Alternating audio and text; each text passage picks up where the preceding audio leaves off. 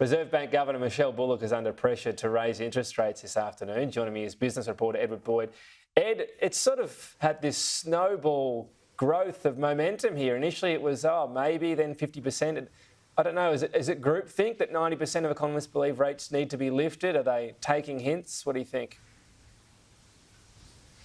Look, Tom, 90% of economists think we're going to see a rate increase today, and quite a few of them think we actually need 2 rate rises, so one today and one in December as well. What's it all about? It's about inflation being too high. We've got a chart just showing inflation on a quarterly basis over the past sort of year or so, and you can see it was 7.8% in the December quarter 2022.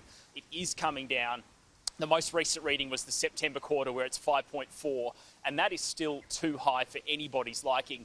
If we go to the next chart, we can just see the cash rate in Australia compared with inflation, along with some of the other big jurisdictions around the world. And the one that really jumps out is the United States, where the cash rate's 5.5% there, but inflation in America is 3.7%. So it's substantially lower than Australia, but the cash rate is substantially higher. Another example is New Zealand, where they've got a high cash rate as well, but inflation in New Zealand is sticking around a lot longer.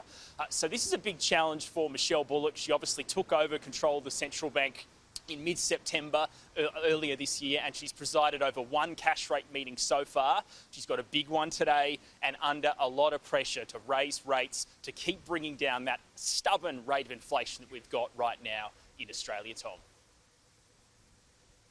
So if they're kept on hold, I mean, that'd be the shock, wouldn't it? Would we expect a reaction from the stock market and the Aussie dollar?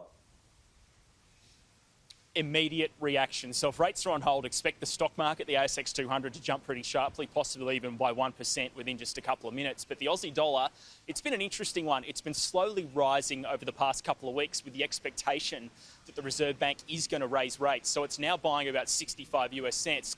But if rates are on hold today, expect the dollar to fall away, possibly down to 64 US cents. But we've got a quick chart we can put up if we've got time, just showing how the cash rate's tracked over the last 2 years. You can see it's plateaued at 4.1%. We've had holds for the last 4 months in a row.